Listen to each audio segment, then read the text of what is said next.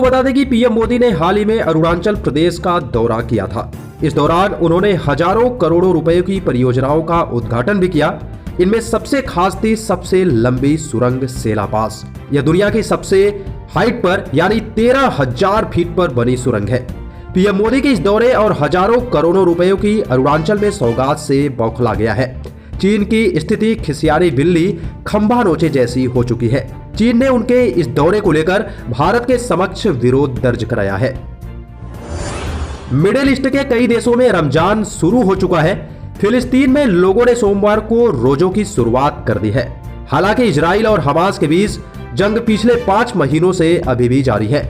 इसी बीच रविवार रात खस्ता हाल बिल्डिंग्स के मलबे के बीच नमाज अदा की गई। कुछ लोगों ने आश्रय के तौर पर इस्तेमाल किए जा रहे तंबुओं की सजावट कर रमजान का स्वागत किया। नई दिल्ली लोकसभा चुनाव नजदीक आ चुके हैं। पार्टियों ने चुनाव की तैयारियां भी शुरू कर दी है। बैठकों के दौर जारी है। टिकट वितरण हो रहे हैं। बीजेपी, कांग्रेस, आप, टीएमसी और सपा समेत कई पार्टियां अपने उम्मीदवारों का ऐलान कर चुकी है। बीजेपी ने पहली लिस्ट में 195 उम्मीदवारों का ऐलान किया और कांग्रेस ने 39 उम्मीदवारों का ऐलान किया।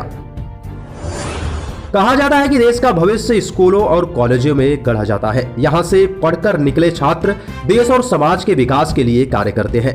लेकिन झारखंड के जमशेदपुर में छात्रों का जीवन ही खतरे में है। जमशेदपुर के मानगो स्थित वर्कर्स कॉलेज की इमारत इस कदर जर्जर हो चुकी है कि अब स्टूडेंट अपनी सुरक्षा के लिए हेलमेट पहनकर क्लास पहुंच रहे हैं। बिहार के सिवान के सिवासत से जुड़ी बड़ी खबर सामने आई है।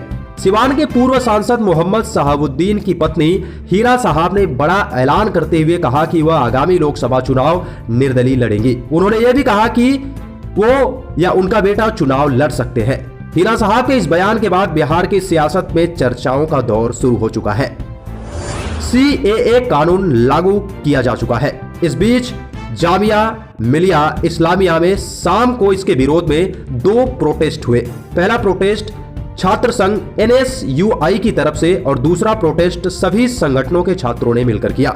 इस कारण जामिया मिलिया इस्लामिया के परिसर में पुलिस बल तैनात किया गया है। मुस्लिम स्टूडेंट्स फेडरेशन MSF की अगुवाई में छात्रों के एक ग्रुप ने मोदी सरकार और दिल्ली की पुलिस के खिलाफ जमकर नारेबाजी की। महाराष्ट्र में अजीत पवार गुट ने राज्य की कुल 48 लोकसभा सीटों में से 10 सीट पर अपना दावा ठोका है। अजीत पवार एनडीए से जो सीटें मांग कर रहे हैं उसकी जानकारी भी सामने आई है। मिली जानकारी के अनुसार बारामती, सातारा, रायगढ़, सिरूर पर अजीत पवार गुट की एनसीपी अपना दावा मजबूती से पेश की है। इसके अलावा वह परभणी, मुंबई नॉर्थ ईस्ट, नासिक, डिंडोरी, गढ़चिरौली और भंडारा गोंदिया लोकसभा अपने हिस्से में चाहती है। राजस्थान के उदयपुर से एक चौंकाने वाली घटना सामने आई है। यहाँ एक महिला और उनकी 3 बेटियां घर में बना खाना खाकर बीमार पड़ गई। इसमें एक बेटी की मौत भी हो गई। घटना उदयपुर जिले के बागपुर थाना क्षेत्र की है। खाना खाने के बाद एक महिला और उनकी 3 बेटियों को उल्टियां होने पर अस्पताल ले जाया गया, जहां 9 वर्षीय बेटी की मौत भी हो गई। द केरला स्टोरी की पूरी टीम एक बार लोगों का दिल जीतने के लिए तैयार है। निर्माता विपुल अमृतलाल शाह, निर्देशक सुदीप्त सेन और एक्ट्रेस अदा शर्मा की film Bastar the Naxal story की टीजर और ट्रेलर रिलीज होने के बाद चर्चा में है।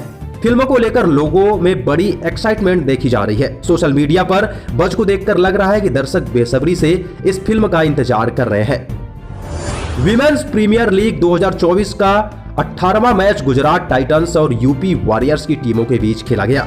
इस मैच में गुजरात टाइटंस ने शानदार जीत हासिल करके प्लेऑफ की रेस के लिए अपनी उम्मीदों को जिंदा रखा है। वहीं यूपी वॉरियर्स की हारे से आरसीबी की प्लेऑफ में पहुंचने की उम्मीद बढ़ गई है। वो अपना आखिरी मैच जीतकर प्लेऑफ के लिए क्वालिफाई कर लेगी।